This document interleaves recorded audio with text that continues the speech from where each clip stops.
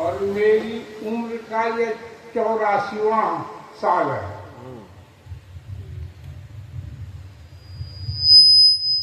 और मैं ये फख्र के साथ से कह रहा हूं, फख्र से कह रहा हूं कि इन 82 साल में शायद ही कोई साल मजलिस में नहीं होगा। मुझे याद है कि मैंने पहली बार अंजुमन इस्लामिया जमहूरिया के स्टेज पर जो पहली नज़्म पढ़ी थी वो भी मुझे याद है। आज बाग़े दहर में कैसी क़यामत हो गई, हज़रत मुस्लिम के बच्चों की शहादत हो गई। रो के दोनों ने कहा हम उनके हैं नूरे नजर, खत्म इस सरोदार आलम पर रिसालत हो गई। और तो मैं आगे नहीं कर रहा हूँ, लेकिन इतनी 2 साल मुझे याद के मिल गए। हाँ, तो मैं कह रहा था कि इन 82 सालों में मुझे तो याद नहीं आया गैराज़ी का। इसी से आप इस अंजुमन से मुझको कितनी मोहब्बत है कि आप इसका अंदाजा लगा सकते हैं। अब चलिए इन बातों को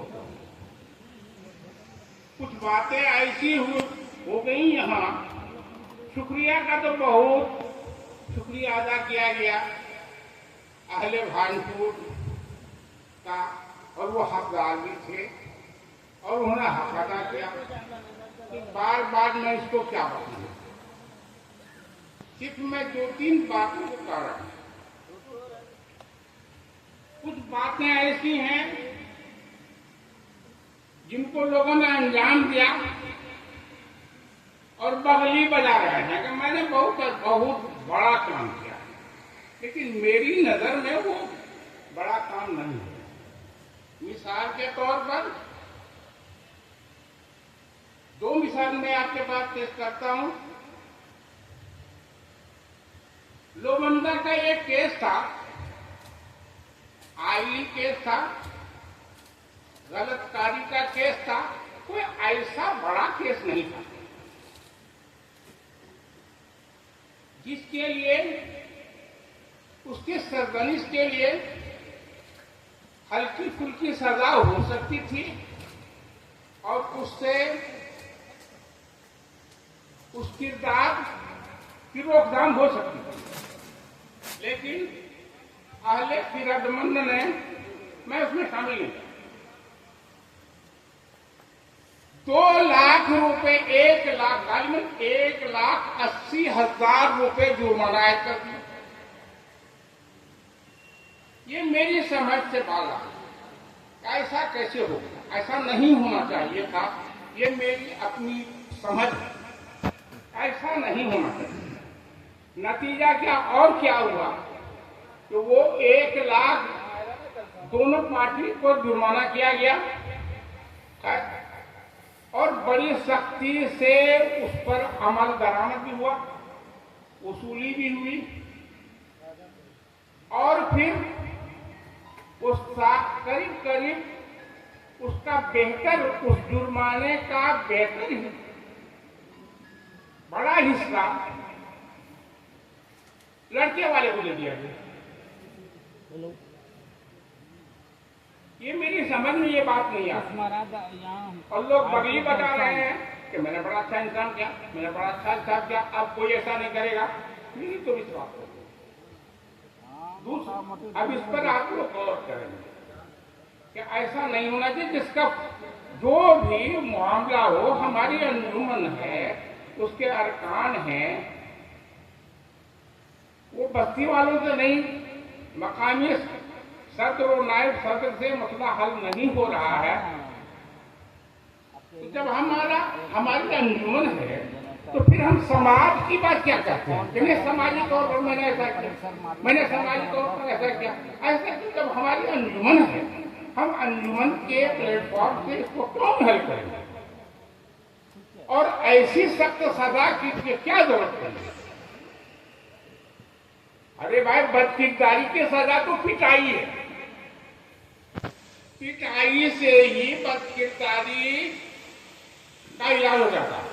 मेरी समझ, आप लोगों को क्या इसका तजुर्बा मैं क्लियर नहीं जानता, लेकिन मेरी समझ से बदकिरदारी की सजा पिटाई है, उसी से इसका इजाला हो जाता है। दूसरा ये मामला हुआ कि किसी ने कहीं जाकर शादी कर लिया, तो कैसी शादी करना, कैसे क्या नहीं किया, भाग गया, भगोल हो गया, तो इसकी सजा अंजुमन के इसमें जो है आइन में है, तो उसी के मुताबिक न उसकी सजा या जजा होनी चाहिए। तो अंजुमन के आइन के तहत जो भी जुर्माना है तो वो जुर्माना वसूल किया गया, तो फिर अलग से जो समाजी जुर्माना क्या हो गया, ये बात मेरी समझ में नहीं आती है। इसका इजाला होना चाहिए। और दूसरी बात मैं आपको बताए देना चाहता हूं, आपने ये तजवीज पास की, सबों ने इनको मंजूर कर दिया कि भाई अगली बार जो अंजुमन का इजलास होगा तो उसमें जो है चंदा की जो सूरत होगी वो है कि मुअल्लिमीन जो होंगे या जो मुलाजिमीन हैं उनको जो है 300 रुपये देना है, जो बरसरे रोजगार है। और जो बरसरे रोजगार नहीं है, रिटायर्ड हैं, तो उनको हाफ देना है, उसका आधा 150 रुपये। तो जब इसको पास किया, तो जब ये पास हो रहा था तो उस वक्त आपने उनकी क्यों नहीं मुखालफत की? आपने उसकी मुखालफत क्यों नहीं की कि नहीं नहीं नहीं हम 300 नहीं 3 रुपए दे रहे? जब आपने उसको 300 रुपये मंजूर किया तो फिर मेरी कान में आवाज आ रही है, मेरे कानों ने सुना कि दिग्गी में कलेक्शन हुआ है। मुझे नाम नहीं लेना चाहिए, लेकिन मैं नाम ले ही लेता हूँ कि दिग्गी का कलेक्शन 200 रुपये हुआ भाई। ये कैसे हुआ, क्यों हुआ? अब देखिए, दूसरे लोगों ने दिग्गी जो है घर कुफ आज काबा तक पूजा मानद मुसलमानी, दिग्गी से ये बात शुरू होगी तो उसका कमाल असर नहीं होगा। तो वहां जो है लोभंदा वालों ने भी जो है 100 मुझसे वसूल किया, क्या मैंने दिया, और अब वो जो है चंदा दे रहे हैं तो उन लोगों ने 200 वसूल किया कि नहीं किया, लेकिन हिसाब तो दे रहे 200 रुपए का। ये गलत है तरीका। आपको जब ये पास हुआ कि 300 रुपये लेना है तो फिर 200 रुपये आपने वसूल क्यों किया और फिर जमा कर रहे हो वही। अब खरबूजा को देख के खरबूजा रंग पकड़ता है, दूसरे लोग भी उसकी देखा देखिए वैसे ही पैसा जमा कर रहे हैं। तो बताइए आपका पुलाव गोश्त चलेगा कैसे? आपका एस्टीमेट जो है इजलासी एस्टीमेट है पुलाव गोश्त, और चंदा के बारे में आप कहते हैं 300 से घटा कर दिया 200 रुपया। अब बताओ उसमें तो मटन क्या, चिकन नहीं, मछलियों नहीं मिलेगी। और दूसरी बात, सीधी सी बात है कि ये होना नहीं चाहिए था। और तो कोई बात बची नहीं है कि मैं उसको दोहराऊं। सिर्फ इतनी सी बात उस बुढ़े को आई कि मैं आप लोगों के सामने रख दूं, और तो कुछ मेरे समझ में जितनी बातें थी, जो तजावीज थी, वो सब के सब जो कचा था। अरे वो वकील साहब हमारे अभी नाम क्या था उनको, सादिक साहब ने जो है बखान के आपको कह दिया कि मुझे क्या करना है, क्या करना चाहिए था, क्या करना है, क्या कर रहे हैं, सब बता ही दिया।